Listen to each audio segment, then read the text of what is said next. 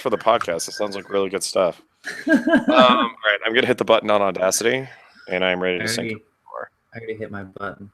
Okay, well, I'm ready to sync up when you are. 1, 2, 3, 4. Okay. Okie dokie. All right. Well, yeah, I'm ready to go. Yeah, I got everything I need in front of me. I'm just looking at the scores and then like the top scoring links from the past week on the sub. That's Looking at scores is a good idea. I should do that too. I think I saw most of things. All right. Welcome back, everybody, to another /MLS. My name is Ian. Username Armascargo. and I am James, username Nefarious Joe. And that's who we have this week to talk about the soccer that happened last week, of which there was some. There was some, and not a single scoreless draw to be seen. Not one. Good job, MLS. You finally did it. Ooh, and I got to watch some live soccer, which is not, which is But not rare, MLS soccer. rarer for me. Yeah, no, not MLS soccer. And how did that end up going for you? The Railhawks did not win, but Kelsey and I took many cute pictures of ourselves. So. And that's a true victory right there. Yeah. She What's was the one who suggested it, by the way. Well, that okay. Aw. What's the stadium experience like for the Railhawks? Like, where do they play? They play in Cary, and the stadium experience is so the stadium itself is actually really nice. But if they had any full-time employees working the game day stadium experience, it would be a lot better. But they don't. So getting to the stadium is a real pain in the ass because there is one way to get in, and it's a 2-lane highway, which is intersected by another road that people get off of 40 and go to. So there's people coming from Raleigh off of this one road, and then there is people coming from other places that aren't Raleigh off from the interstate, and they all converge on this one little intersection to get into the stadium. And so even if you arrive in the area 15 minutes early, you're not in your seats until the 10th minute, which is what happened to us. Huh. So, not to complain, because I know this happens at a lot of stadiums that are in suburbs, but Yeah, right. Well, I mean, it seems sometimes that every stadium you go to, there's something wrong with it. You know, be it parking or location or it takes forever to get in. I remember the two times that I've seen games at CenturyLink, it took forever to actually get into the stadium because they wand every single electric metal detect wand every single person who comes through. I can't even imagine what that must be like for Seahawks games. It's got to be twice as bad. Yeah, it's one of those things that actually makes me feel lucky about LA. I mean, people complain that it's in Carson, but it takes 20 minutes to get there, and then I walk out of my car and directly into the stadium. It's almost never a problem. Yeah, it's not like LA is this place where it needs to be in a certain place. Right. Yeah. Well, because I mean, if it were downtown, it would take me longer to get there. Like if I were to go to Dodger Stadium from my house, it'd be like an hour and a half before I was in my seat. So there's nothing special about downtown LA that a stadium has to be there. Yeah, definitely not. There are people everywhere. They can put a stadium anywhere, and it will be fine. Yeah, exactly. Yeah. And besides, I mean, since it's actually the stadium is closer to most of the fans than downtown would be. Because as you say, LA is very spread out. But we have soccer to discuss. Well, other actual playing of soccer and not watching of it. Did you see the USA Mexico friendly, the latest in a long string of Dos Aceros? I did.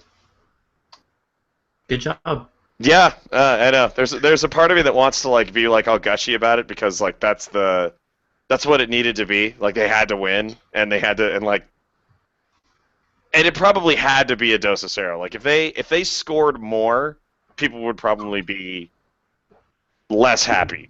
I can't get worked up about about a friendly where Jordan Morris plays significant minutes, starts even. I can't no. Well, I mean, Um, okay, so a lot of people are raving about him almost entirely because he scored. He would probably mhm. still be getting pretty good reviews regardless, but Sure, and but you I'm not seem to saying be, but I don't know, you seem to be not quite so high on the guy.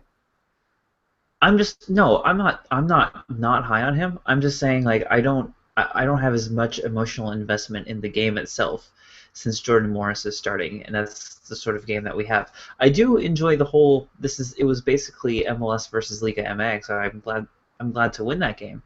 Um, and I am also but I think we knew this already that the MLS-based U.S. national team, when they split this up, when they've done this last couple of years, they've had a random April friendly, and they've had European-based friendlies, Right, right. Very and likely to avoid the sort of problems that Tony Sane was talking about the other day with us. precisely, and um, and it seems it's very frequently the MLS-based team is a lot more cohesive and plays a lot better.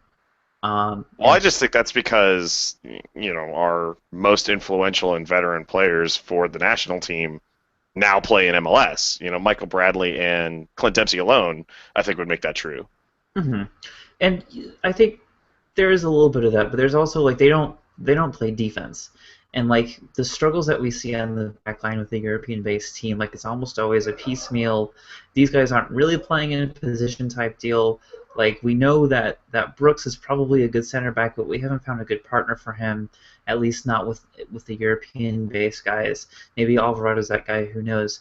But with the Americans, you've got the MLS based guys. You've got Gonzalez. You've got Beasler. I don't remember. This is stupid. I don't remember who the starting pair was. I think Alvarado was involved, but I don't think he started. But you've got He did. that. He did start. Okay. Yeah. It was Alvarado. Was it Alvarado and Gonzalez? Yes. Yeah, yeah. Okay. Yeah. So MLS and Liga MX. I guess that's not quite speaking to the point that I was trying to make, but it does seem a more I don't know. It just seems more cohesive, and and maybe that's because Bradley gets to play. Well, he played in Europe too, so I don't know. I don't know. Well, I mean, I don't know. I mean, what you're describing is something that I don't think has been that specifically splitting it up between domestic-based players and foreign-based players. Hmm. I don't think that cohesion that you're talking about has really existed in either group separately until recently because you have like Bradley and Beckerman have a better understanding of each other now than say Alejandro Bedoya and God, who else would start in central midfield if we're just talking about you know like A say Julian European Green or team. something. Like I mean, it's like just like two guys. People that sort of familiarity isn't going to exist amongst the now surprisingly much younger European contingent of players. Hmm. So I Yeah, mean, it does make sense. I mean, they're simply more veterans in MLS now. yeah. We have seen this a few times. Like there was the early games last year, like against South Korea, where we killed South Korea 2-0 with all of our MLS players, and Wando scored, and nobody saw it because there was some volleyball game happening on ESPN or whatever. Do you remember that game? I was at that game. Yeah, Okay. Oh, yeah, you would because you're a Californian or something. And that's exactly right. yeah, Yeah. so No, I do recall. mhm. Yeah, and their head coach, whose name escapes me, unfortunately, I feel like such a dick now, used to play for the Galaxy, Oh, oh, South that's right. Korea's head Yeah, coach. yeah. Yeah. So I don't know. I like. The real thing is that I mean, like, how did this group play? There's obviously a lot of question marks, and it's just a friendly is something that I've always kind of bristled at a little bit because you have to learn from the game. Otherwise, what's the point of doing it at all? Mhm. Um, I will say Alvarado looked better than I thought he did than I thought he would. Um, Diskerud looks a hell of a lot better. Like I mean, I thought this was the best game that the U.S. has played in a diamond. Normally, when they do, they have a really hard time getting the ball, or at least traditionally, have had a really hard time getting the ball into dangerous positions when they played that formation. And this time, they seem to actually I mean, well, they scored twice, obviously, but like they seem to actually get the ball moving in a positive direction as opposed to just sort of like having this really negative possession where they just, and it's not by design. They were having problems just getting the ball forward or getting into good position, or and their off the ball movement was kind of shitty, to be honest. But this time, a lot of those problems seem to actually be less. So for the first time in months, I actually saw something positive. And even if they hadn't scored at all, like say those two, they just skied those two opportunities, I probably would still have a similar reaction. Like there was something positive to take away from it, and I wasn't seething with hatred. So that's definitely a plus. Well, we don't have a lot of time, and the Mexico friendly happened a little bit ago. So let's Yeah, talk. Let's move on to some MLS indeed. action, as people like to Uh, say. Yeah. The very next day, New York City FC took on the Philadelphia Union to a 1-1 draw. hmm Anything to take away from there? Uh, Philly's better than New York City, probably. Well, But that's debatable. they're both. Uh, Well, I mean, you play two legs against each other, and within 4 days, Philly wins the thing or whatever. I know New York City only had Via for one of them, but you know, it's like they played a home and away, and Philly won. Practically, So yeah. Well, okay. Well, it just should. neither gonna set the world on fire. I have them both in my bottomest tier right now. Right. So Well, probably the biggest thing to take away from it is that um, hopefully the goalkeeper saga in Philadelphia is at least for the moment over. I don't know if John McCarthy is going to end up being able to nail down that position for the rest of the season. In fact, probably not. But uh, it's nice to see that it wasn't what ended up it's not what ended up losing a game for them or something. Like they didn't drop points because of this thing, and so I know it's easy to make fun of them, but it's I hope those jokes aren't funny anymore in a few months. well, I don't think they're particularly funny now. I mean, Well, Rice and Bully's done. Philly's goalkeeping nightmare is over. well, I mean, we'll For see. now, I because mean, they're Andre she's Blake is was number two in the lineup, and apparently he's still coming back from an hmm. injury for fitness concerns, and he's just sort of sitting on the bench for now. So now But they can have a real goalie controversy, like a good right, one, instead of yeah, a well, which shitty guy do we have to put on the field today? And right. so Yeah, no, that's no, exactly. It's like a real team with a real goalkeeper. The story in Philly for me actually this year has been we've been seeing so little from Sebastian Letou. This year, even more so than in previous years. He seems like a kind of player who everybody is tapped to be perpetually underperforming. People seem to think that he is perpetually underperforming, and I've never quite agreed with that. I always thought that he was doing like the little things right, a lot of intangibles. He sort of makes everybody who plays around him look a lot better. Andrew Wenger is a very good example of somebody who is elevated by, or last year was elevated by virtue of Sebastian Letou's play, and I'm not really seeing a lot of that this year, which is something that's strange for me. so there Um, are a few players in the MLS that are like that right now. There's him. There's Hamas Olave. mhm. There's Kenny Cooper, who's having trouble finding a team. Well, Um, no, I mean that's over. I mean he's in Montreal.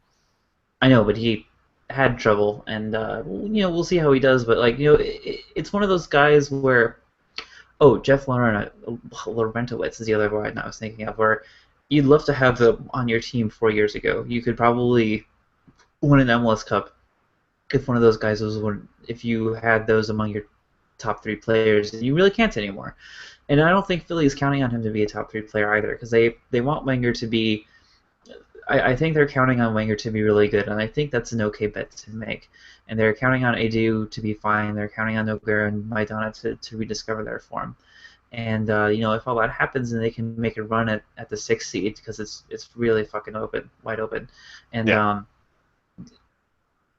they don't need Latu to be great. They need him to be solid. They need him to be a fifth or sixth option, and that's what he's doing right now.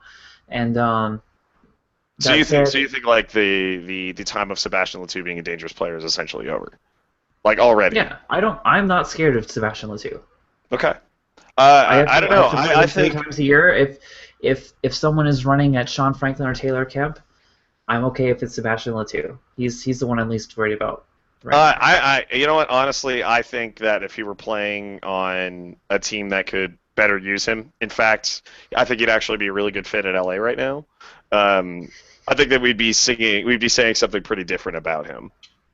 You talk about guys like Jeff Larentowicz, say, and I'm really looking for guys like Chad Marshall. Like one move makes them look like an all-star, and I think Hmm. that that's the situation that Latu is in right Or now. Chris Rolfe. Chris I Rolfe actually is a really good example of that. Yeah. He looked like the wheels had fallen off Hmm. in his last few months with Chicago, and then all of a sudden he's looking like, a certainly well above average for MLS player for DC. That's a great example. So when I was in Charlotte, I was talking to Zach from Charlotte about because he's also a DC fan with me about what was so different, what was so important about coming to DC and Chris Rolfe. And Ben Olsen basically told Chris Wolf, you're going to be an important part of this offense. Like we're going to base some of this offense around you, and you're going to be expected to do great things. And that did really well for Chris Wolf's career and his season last year, and continuing now. And maybe Latu just needs because there are all these new players in Philly who seem to have passed him by, like you said, like I said, and if he goes somewhere, if someone specifically picks him out, like a Bruce Arena, because I know you guys need a winger. Right. Um, Yeah, yeah. that could work really well for him. So, yeah. Yeah, quite possibly. Moving on to New York, San Jose. New York getting in another win. They are not on top of the table, but that's only because they have 3 games in hand off the team on the team that is. They are number one with a bullet in terms of points per game. Granted, not many games. It's like after only 5 games, but still, they're looking pretty hot. And even though they had a pretty easy victory against a team that's looking rather cold, um, what are we prepared to say about the New York Rebels in the East?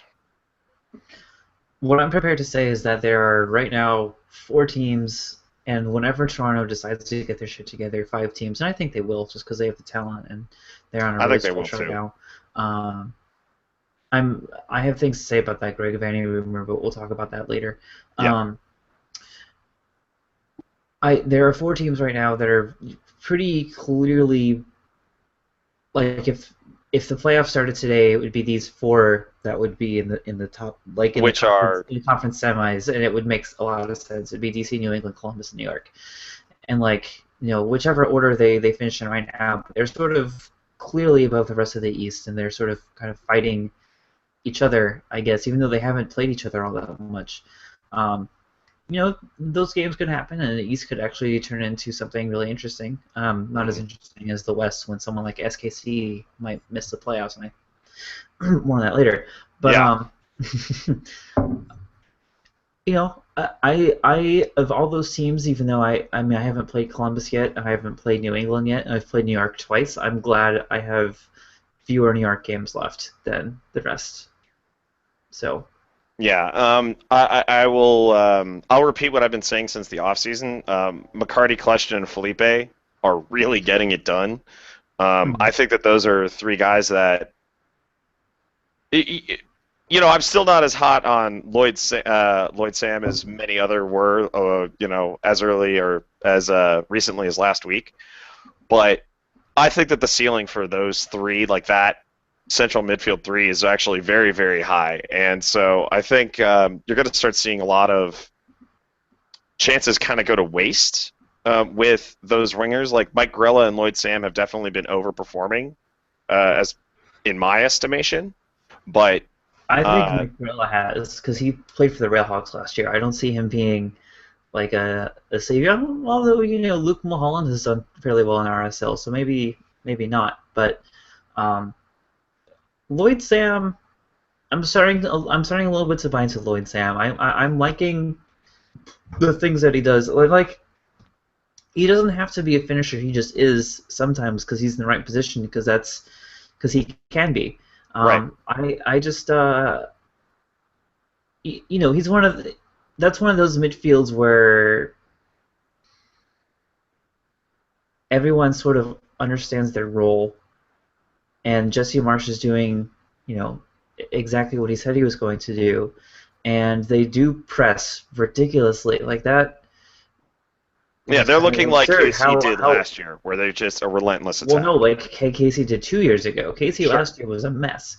Casey 2 years ago was ridiculous, and I hated playing against them more than anybody else in the league.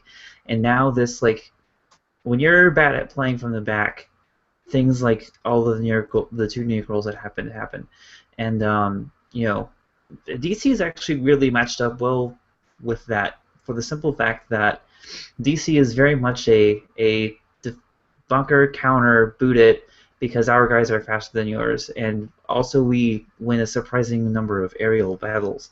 Um, but uh, but yeah, San Jose not so much. Yeah. On the other side of that, although I will say overall, I think that we're going to start seeing some pretty serious regression from New York because of that back line, which I still have honestly very little faith in. My apologies to people back east. Um, in keeping with Yeah, that, because they still have to play Columbus. yeah, they have a lot of talented attacking teams left to play. Yes. So something that you and I were agreed on in the offseason was that Clarence Goodson and Victor Bernardez would be a very good um, centerpiece for a wholly decent defense. Mm. Uh, and that really hasn't been the case so far this year. I disagree. I think they're fine. I think when you because they have Marvel win. There's not a lot you can do when you're Clarence Goodson and Victor Bernardez and Marvel Wynn gives it away and New York's got 5-on-3 on you. That's Right. not No, no, no. I mean, be that as it may. But the thing is, though, and is they that shut out Vancouver without giving up a shot on goal until like the 86th minute. okay. All right. So that's Okay. my argument.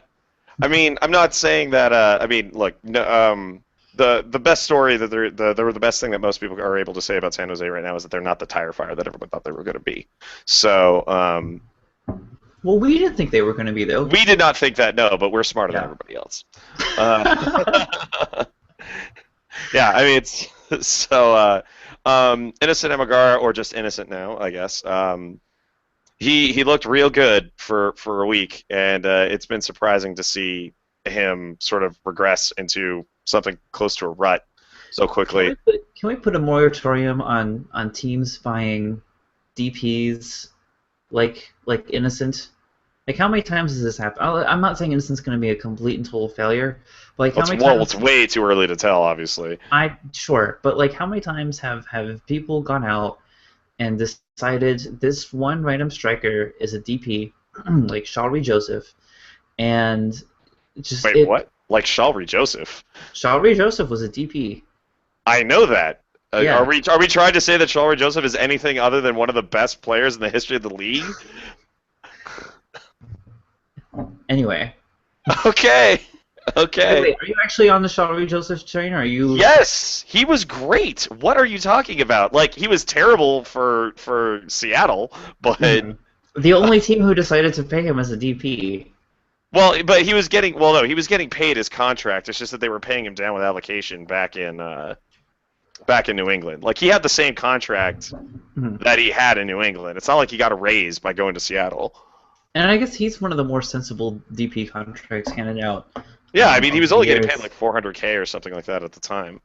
But I But mean, but okay, let's say Gilberto. Let's go with that. Or like Eric Hasley. Hasley, I'm thinking of players like DC signed a bunch of really terrible DPs in a row. Yeah. This Argentinian named Gallardo, this Brazilian named frickin' I don't even know Luca something. Not Luciano because Luciano was amazing.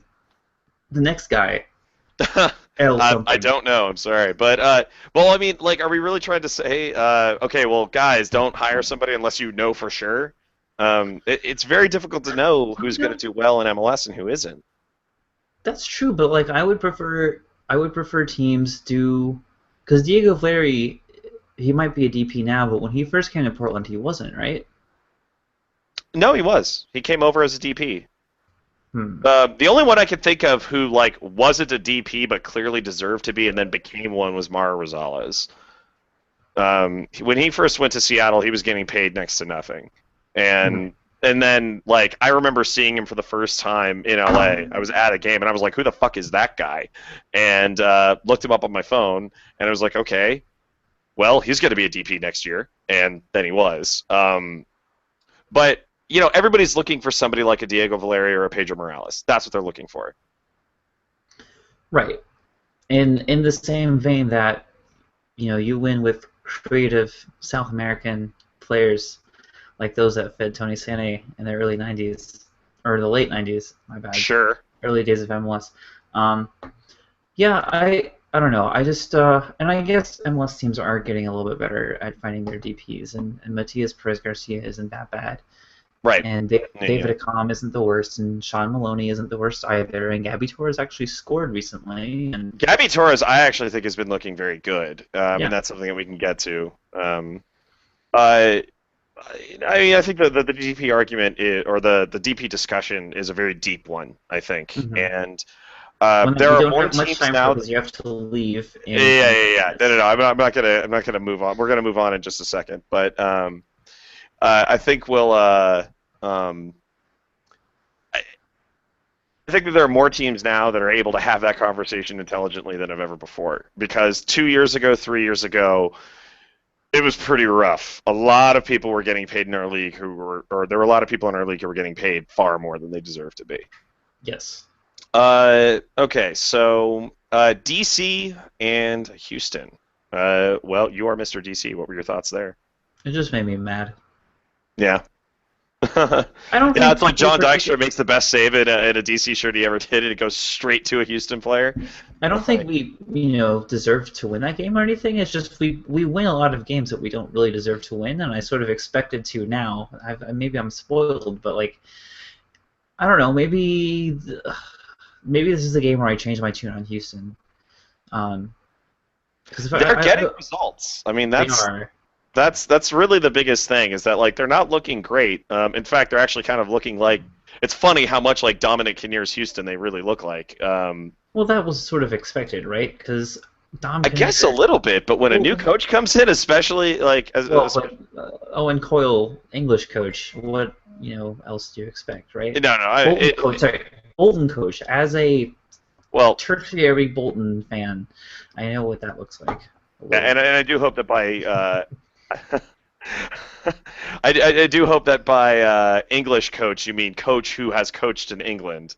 Um, I Yeah. Is he I think not? that he would. I think that he would. Yeah, I think that he would object to being called English. Is he Um, Scottish or something? yes, he is Scottish. Um, They're still yeah, part of. yes, a man Part by the of name of Owen Coyle is indeed Scottish. Surprise, shocker. Um, look, I know my name is Scottish, but I don't understand the okay, don't worry about it. nameologies up But there. There's a better word for name. I don't give a shit. Look, okay. Regardless, I mean, I was expecting them. I was expecting them to play kind of like Dominic Kinnear's teams did, but I've been consistently surprised at the style of soccer that they've been playing. And I was how expecting much? more growing pains from them. I mean, they're not Well, playing anything that's particularly inspiring, awe-inspiring, but they're getting it done, and I have to how respect many that. growing pains can you have though when like their entire team is the same year after year with one Well, or but two that's it. But I replacements? mean, when you have a new coach and a coach like Yeah. somebody who is used to being in charge, I mean, and by in charge, I mean like nobody told him when he was walking in. It's like, okay, just kind of keep things the way they are, and you should just sort of let it coast because we think that we've built a championship team already. Nobody told him that. Like they brought him in No. specifically to shake things up and to create. Like they wanted to splash big when they lost If they one of the wanted best to shake coaches in things up, MLS. they should have hired a Latin American coach. They should have hired Chilis or Vasquez. Well, I do, okay. yeah. I honestly like. Uh, Why are you hiring an English coach when your team is about to be your starting lineup is about to be uh, either guys who have experience in Liga MX and have had success in Liga MX, or guys who have legitimately been in Liga MX or have grown up in the Mexican is that youth what systems is that what's happening in or Houston? Latin America. Yeah, you've got DeMarcus Beasley, who have had success in Liga MX as his career was winding down and still is. You have Luis Right. Garrido, who's coming from, I want to say, Uruguay. Hold on. Some But I mean, are we? I mean, do we think that that's where the? I mean, are we saying that those guys are the heart of the team? I mean, I would say They that like should I would say be. When Kubo Torres comes in, he's going to be. yeah. I mean, it's like the team is still being run. It doesn't look like Honduras. it, but Even it's still better, being. Hmm? to my point. He's from Honduras. Luis Garrido. Okay, Got well, him. but I don't know. I mean, I don't really see how that translates to Latin coach might have been a better idea. I mean, if I'm they saying find if like a you want to proven shake, I'm coach, saying if you want to shake things up, if you want to shake things up, you're not really doing that by moving from Dom Kinnear, who basically revitalized the let's play the ugliest soccer possible that gets results style, to Owen Coyle, who basically did the same thing at Bolton. Um, I think that's that they were trying to make a splash with a name that people recognized. But I also think that I mean, I would say that while the most cynical football that we saw Bolton play probably looked like the most cynical soccer that we saw Houston play. mhm. I would not say that those are two similar have similar coaching philosophies. I mean, granted, I mean I haven't like sat them down and had an in-depth interview one after the other, but Let's do that. Let's sit down and watch old Bolton games next to now Houston games or old Houston games and okay, see if if we I can tell can. the difference. They wear the same colors, I think. Sometimes No, no, they do not. You Bolton are has an mistaken. orange kit. Don't I know? Bolton I promised. Bolton does not wear Forever Orange. No. Okay, not all the time, but like I know they've had one in their life. I've uh, seen Stu Holden in it. Maybe I'm just you might be mixing them up with Wolverhampton, who are also Wanderers. whatever. Either way, um, oh, it looks like that they did at one time have an orange kit. They did. Aha! So at one point in their history. I don't know when this actually was. Exactly. That's all 2012. that matters. There Yeah, you go. see? Or 2010, Stu Holden. 2011. And 2010, 2011. Stu Holden was a wanderer then, I think. Yeah, I do believe you are right. Anyway, so moving on, Columbus, Orlando. I think that was a result that we all kind of saw coming. 3-0. It's Uh, a it's a result we saw coming, but I'm glad it came. yeah, me Because too. just like nothing against Orlando, I just you guys weren't supposed to win in Poland, and you did, and you threw the whole weekend out of whack. It already was, but it just even more so. And this is something like the familiar. Okay, Columbus is good. Orlando is new, so they're going to be feisty and get red cards for no particularly good reason. Yeah, And right. then Columbus is going to win. So Yeah, good. right. Hey, That's Kai Kamara continuing to look solid. Breck Shea still Barclay's adjusting. fine. I mean, he's fine. It's nice to see that they Yep. finally reined him in a little bit, and he's actually sticking to his position. He was all over the field for his first couple of games with Orlando, and it almost freaked me out. I'm like, I why is think. he the guy that we're giving room to roam? But Well, I mean, I think Matt Doyle would disagree with you. I think his defensive awareness has been really good for Orlando, and B, oh no, he's no, I'm definitely. not. I'm not saying that. That's something that I said in the first week that he was a surprisingly good defender. But what I mean is that when he goes out into the attack, I mean, I would see him over on like the opposite wing on occasion, and Yeah, that happened a couple times against TC. Actually, now that I remember. Yeah. yeah, and so it seems strange that he was the guy that they're given like the keys to the kingdom. Oh, you just go do what you feel is appropriate. Um, so Well, and when you sort of don't. seeing him stick to a little bit more of a game plan, and I think it'll help him get the ball to people who actually could use it better. A big problem that Orlando has been having has actually been getting Kaká into games as often as he needs to be. And I think that having Breck Shea be in a place that's a little bit more predictable is going to help them do that. Maybe, but I mean, if they tried it this time and they lost 3-0, maybe you let Brick Shea freelance a little bit. I mean, he's one of the more impactful players on the field. Is he though? I mean, Absolutely. I mean, okay. he's a national team prospect, and he's probably our best left back right now for a reason. And and he's scored not with Orlando, but he has scored for the national team, and he's Right. really he's put himself in positions to actually create offense. I mean, we saw it. I remember it in that first game against New York City, and he's one of the few guys who knows something to do with the ball playing as like a not. This is something that we forgot about the New York City game with Villa just spraying the ball around the park, and just the funniest moment for me the weekend. I know we were already past the New York City Philly game. Was Villa doing all these cool things and doing a cool pass to Nemec, who promptly fell over himself and Yeah, let the ball right. get taken from him, and Villa just standing off to the side going, "Oh my God, Yeah, and why via is just my life face like this?" palming and remembering that it's like people used to say that I was the centerpiece of the attack of the greatest team ever assembled. That's but I on mean, now, that granted, point, I don't agree with that assessment, but that is something that people used to say. but Uh, I like Breck Shea. I think if he wants to freelance more, that's better for Orlando, as because a lot of those guys are still, aside from Kaká and Okugo and Colin and him, a lot of those guys are still new to starting in MLS day in day out. yeah, and I think that they don't really have the.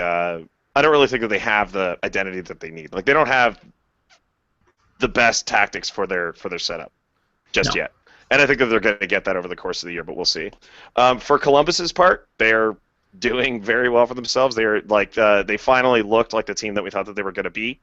And I will say, Justin Miram is having a hell of a year so far.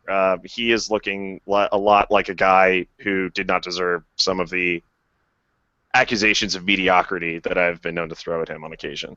So, yeah, good for them. I expect that to continue. Dallas Toronto. That was a weird one. Dallas went up 3-0, and then they had a weather delay, and then Jovinko came back and scored twice. So how do you feel about this Vayne rumor? That's the only thing I really want to talk about this game. I liked it. Other than that, I thought, Which rumor would that be? good for Dallas. The one where if he loses again, then he's out, or if he loses Oh, the next game, he's Vanny. out. Sorry. Yeah. I doubt it. Unless they're like already on the Well, you phone. can. Okay. Well, Let's look, put there. aside let's put aside the verity for it now. Would you agree with it if it happened? Let's No, say Toronto no, can I go. wouldn't. Let's say Toronto can go get Petke. Yeah, I know. I mean, like, I'm sure. Well, that's the thing. Like, that's the specter of Mike Petke being out there in the world and him suddenly being somebody that everybody respected after winning a trophy. Um, Everybody's on the chopping block, and everyone's saying like, "Oh, well, we could just go out and get Petke." Um, well, not everyone, I suppose, but anybody with a losing record, say. Hmm. Uh, there, there have been some pretty significant defensive woes under Greg Vanny, or at least that's the thing that hasn't been fixed. Um, but he still hasn't even had a full year. Like he hasn't been in charge of them for a calendar I year yet. just okay. That's So I that's would disagree true. with it. I would disagree with it for that reason. But if you can get somebody better, what's the harm in like Because you're just because there's you're no starting to reason. marry Okay, over and over again. Greg, Then every yeah, problem that they had before is starting. with a guy who knows how to win, who knows how to manage a locker room like Toronto's is. Like he basically had that. I mean, obviously not But I because mean, is that what of a Greg? lot I of mean, is that what we players. think Greg Vanny's problem is? I don't know what Greg Vanny's problem is. I don't know that he even has a problem. He might be a really good Exactly. MLS That's coach, precisely why but I would he disagree might with it not. entirely. But he might not. And Toronto needs to make the playoffs now. They need to make the conference semis. They need to make the conference finals in the next couple of years and make an MLS Cup soon. And I don't know that maybe you can make that happen with Greg Vanny, maybe not. You definitely can make that happen with Mike Petke, and I would that's disagree with I that. why Mike Petke has Okay. proven Well, that the biggest thing he that I would was disagree with is that you're goal saying that they away. need to make the playoffs in the next couple of years. They do not need to make the playoffs in the next couple of years. They need to make the They playoffs this absolutely. year. They need to make the That's what I playoffs said. this year. No, they need to Uh, make the playoffs this year. That's what I said. They need to make the okay, playoffs, or they but need to make the conference semis this year. They need to make the conference sure, but finals the in the thing is though is that if you're going to next fire your two. coach, I know it's still early in the season, but if you fire him now and bring up a new guy, that's not going to happen. Why not? It happens all the time. It happens all the time, It all the happens time. all the time in sports where a new coach comes in and Does it catches happen in fire. MLS? I'm sure it has. I mean, I don't It have. has a very a good example of that would be Bruce Arena. Like they didn't make the playoffs in 2008 when he first showed up, but when he first showed up in LA, but like they looked like a whole new team as soon as he showed up. Mike Mhm. Pecky is not Bruce Arena. No, Mike but Pecky he is a known quantity. He is is a he guy. though? I mean, Absolutely, how his two. He coached in New York for 2 years. His first two year, he whole won. years? My God, He won the Supporter Shield in the first year. He brought out the Red Bulls within a goal of MLS Cup in his second, and beat DC United. Their well, playoff I don't nemesis. think that last part is really going to be the. I don't. I Those don't are think those that the are those ownership are at those TFC, are or excuse me, these the things investor that operatorship at TFC is going to be like, well, you beat DC, so well, um, no, but that was important. I mean, that he not only, like, the only reasons those things could happen was because he turned around the culture of New York. There was definitely a mentality, a here we go again in the playoffs mentality around New York, with, like, both within the fan base, I think maybe what within the Toronto needs more organization. than anything And right now is Petke turned that consistency. around. He can turn around similarly this Toronto mentality of, well, we suck again. Toronto has done that over and over and over again, where they bring in a new guy, be it a player or a But coach. they've never brought in a proven MLS winner like Petke is. I understand that the team that Petke had was very good, And the team but Toronto has is very good, very I talented, arguably more talented than New York's last year. I would disagree with that. They have more attacking talent, but they do not have the same defensive talent that New York had. New And York was that's how he starting won games, by the way. Uh, New York was so starting Johnny Steele as recently as 2 years ago. Last year, next to regardless, Armando. um, New York won through defense and Thierry Henry Hardly magic. they hard yeah they won through Thierry Those are the two Henry. things that they had. Um, Jovinko has shown that he might is be similarly magical. perhaps, but I think that what they need right now is consistency. I think that's sort of the biggest thing. I'll let you have the last word on this because we need to move on. If that consistency is gonna make them miss the playoffs again, then what do you like? Petke is a If they miss the it, playoffs, it, Vanny is fired, 100%. Like I would be the first one to they do it. should. What I'm saying is they shouldn't even take that chance. They shouldn't have taken the chance in the first place. Petke was fired with 2 months left to go in the season. Vanny was an interim head coach brought up as because he was the head of the youth academy system because they completely cleaned house. There would have been He was no the head hard of the youth feelings. academy system in LA. There would have been no hard feelings if they had just let Vanny not stay on as a head coach. Like, interim head coaches don't become the regular head coach all the time. Like, they Not all go the in and time, find no, but I mean, but it happened with Mark Watson and Jim Curtin and all that. I mean, I understand that those two guys aren't exactly huge success stories or anything, but I right. mean, it That's happens. that's the danger of letting your interim coach from the last year. Yeah, but I mean, okay, well, okay, let's talk about winning teams that have taken chances on their head coaches recently. New England, Hmm. uh, Columbus, DC United. You know what I mean? Like these are teams that took unproven guys. Oh, Jason Kreis, he was unproven and he was successful almost immediately. Like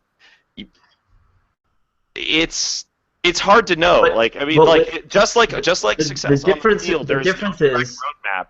In MLS, there is no roadmap to success, either on the field or at the front office. Well, probably in the front office is the closest thing that you're going to have. But like, it's it's hard to know who's going to thrive in this league. the difference is Petke already has proven that he can thrive in this league. Vanny has not. He might, I'd like to but see he might Petke. not. I'd like to see Petke be successful somewhere else. I will agree with you. I would too in Toronto. I think that he would probably be better off in.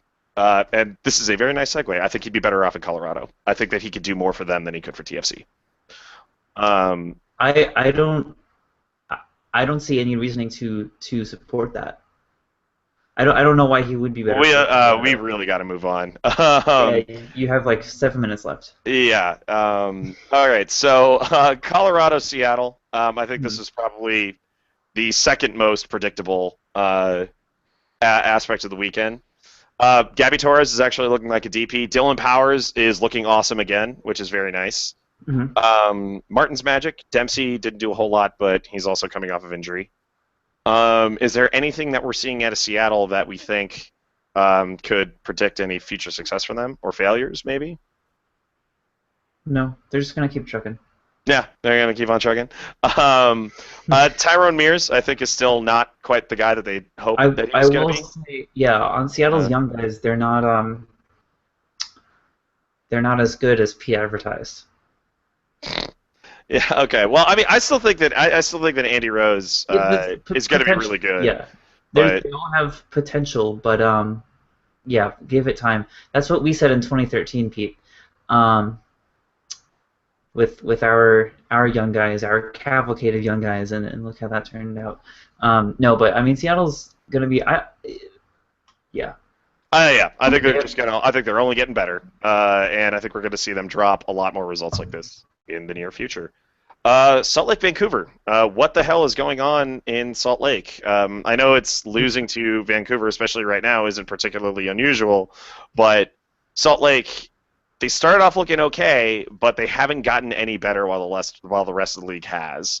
So, they did great last week, pulling out a scoreless draw in Kansas City, and the week before well, that, I think that we both are going to the have week some before pretty that, unkind words for KC in a minute. they So, they won in San Jose. So I like RSL a little bit. Like I think they'll be solid. I think they'll come in at around the 5 seed, and I think in the West that's great. Um, Jordan Allen's pretty good still. Their defense is old, right. but Ramondo's still there. The time that they'll start to have to worry is when Ramondo retires. Yeah. Well, they also desperately need Chris Schuler and Joao Plata back. Once they're both back in there, I think we're going to see a different team. Especially, I think that a 4-3-3 is a very good formation for Joao Plata to like really do some serious work. Yeah, So yeah. I'm very There are a few teams who have been without their biggest yeah impactor yeah. and have looked fine without them. And I guess there's only two that come to mind: DC and RSL. Like we don't have Espindola, and RSL doesn't have Plata, and those are Well, Spindle guys. is about to be back right next week. Yes, yes, So yeah, we'll and see. right. Well, I guess this week. And you guys haven't had Keen, by the way. This No, we was have not. Yep, what that's and hell's speaking up with that, by of the the way? LA Galaxy Sporting Kansas City game that they somehow managed to win without Robbie Keane. Hmm. Um, did you watch that game at all? I condensed it. It is so funny seeing like people talk about like, oh, they're turning it around after 2 wins in a row, and I'm just like, guys, like they did. I don't think they looked particularly good doing it. And you I know am in a what? really judgmental mood this year for the team, but there were a couple of things to really be said about that. One, Bradford Jameson totally looks MLS ready, which is Hmm. fantastic. I know that there are people who are already saying that he should replace Jossie Zardes, which is absolutely insane because Zardes came on and immediately changed the game. Uh, And is generally good at soccer. I have a question to yeah, ask you as a yeah, yeah, longtime LA fan. yeah, So you've seen your team turn around in 2012. You saw them turn around in 2013, and a little bit last year too. yeah. And people are saying 2015 could be the same. Does this feel the same? No, not at all. Why not? Well, actually, you know what? I take that back. Yeah, it kind of feels like 2012. I was like manning the ramparts and like had a razor to my fucking wrist in 2012. They looked really bad in the beginning. But I mean, there's always this kind of like what makes one of the big things that makes this year different is that there's a big um, light at the end of the tunnel where everyone's saying, okay, well, what's going to happen when Jared shows up? Hmm. And so that's something that's going to be pretty big. I'd still like to see them like they finally scored on the ground. Like so, I'll say that that's nice. I mean, it was a deflection. It was a terrible save that made it happen, but at least somebody scored with their foot and it wasn't a cross. So there is that. Um, that said, they were still getting completely eaten alive by KC's high press defense. Um, although KC needs to get it together because they are looking like half of a team. There are times where they look like the best team in the league, and then when it counts, they look like the worst. I haven't seen them look like the best team in the league yet, honestly. I still think that there's a lot of flashes of brilliance that happen in there. Yeah, Matt but Beasler, Roger you see Espinoza, that Benny Feilhaber have all been very, very, very good. you see that a Um, lot with the inconsistent teams. You see that with San Jose sometimes, and you see that even yeah, with no, Toronto absolutely, sometimes. completely So agreed. yeah, The big difference there, the big difference here is that Dwyer's getting called offside when he's not on occasion, or like they're just not. I don't know, they're just not clicking, and I honestly can't tell if it's going to happen for them this year or not. not Um, having Opara hurts. a lot. Yeah, that it's hard to know if they would have lost if he had been there this past weekend, but it's difficult to say. All right, Philly, New England. New England had two goddamn amazing goals. Uh, are I'm we glad ready to you. call them good again? I mean, Charlie Davies is scoring again. Are we ready to call them? I mean, it's easy for Philly to say that they were just tired. I mean, this is like their third game in 10 days. So, Mhm. um, I'm just excited to see New England put up results. I don't want to declare them back until they play right. RSL this week. hmm Um, Well, I'd like to see Lee Wen change a game, which he has yet to do this yeah, year. well, their next two games are against RSL New York, so we'll get to see plenty of Yeah. Lee Wen opportunities on that. But yeah, it's been very nice to see them. They've been scoring in a variety of ways, and they've been doing it skillfully. So and having that Agudelo X factor can not be overestimated. I think that they are still going to be pretty terrifying, but the slump that they're having does feel like the kind of slump that LA was having in 2013 and 2014 in the beginning, where they were doing Sure. things that were so complicated that they just weren't in the form to actually, make it happen. And They're a couple of centimeters off from being the best team in the league every game. and they also have a somewhat dysfunctional center back pairing. Yeah, So yeah. worked out. Yeah, we shall see. And finally, New York, Portland. Oh, Portland, you finally looked almost okay. Um, The one thing that I wanted to talk about this game was how cool I thought the New York City atmosphere has just generally been, but you don't have a lot of time left. no, So I just want to put that out there. And I also want to say good for Portland. And someone suggested in the group chat that maybe New York City, or maybe it was in the game thread, I don't know, that maybe New York City should start playing like a team that plays on a tiny field. I really, really hope they don't do that, but if they want to get results, maybe they have to. I they're don't going to be know. playing more than half of their game. They're going to be playing half of their games in Yankee Stadium, so they better play like it's an advantage. And I kind of agree that they don't look like it. Well, yeah, because they're trying to play pretty. And I think there's, like, Villa can play that Oh, part of absolutely. soccer, but no one else can. Maybe Yeah, Nick's sometimes, but yeah, we'll yeah. see. I mean, it's easy to give them a mulligan because again, they were also playing their third game in 10 days. So I I will would say, I uh, would prefer New York City do the right thing and give New York City soccer fans enjoyable soccer instead of result soccer. I think they have the opportunity to do that. They have the resources. They're gonna bring in the players eventually. do you think that So results? Don't you think that results are going to be the only thing that's going to have them still have a crowd to give Pretty Soccer to? I don't know. That's a Yeah, conversation for a different day. yeah. I am also not sure. Yeah. Sorry for the quick end, people, but let's do bold predictions and wrap this up. Do you have anything pretty bold to say? Um, Montreal's playing in Club America. They're Yep. gonna come out with another a draw in Azteca. That is extremely bold I because know. I wholeheartedly disagree with that. Yeah. Well, Um, so do I. But predictions are so easy. that would be a very bold prediction indeed. I okay, so my bold prediction is despite the form of both teams, I think that the best game next week is going to be Orlando Toronto. I think that Toronto, like people are talking about a lack of urgency in a lot of teams in this league, and I think that's true for some of them, but it is not true for Orlando and TFC. I think that those are Mm-hmm. teams that really have their feet to the fire right now. Toronto Yeah, especially. that's a So fair point. I would be that is a game that I'm going to go out of my way to watch. And with that, that wraps up our social MLS this week. We will be back on Friday. I don't know who our guest is going to be. It might be that long-standing Charlotte thing that I've been working on for weeks. It might not be. Maybe we'll find someone also to pair with that. Who knows? Until then, have fun. Okay. Yeah. Sorry, I need to just like hang up and do this Yes, while I get ready. yes, yes. Okay, All I'll right. talk to you later. Bye.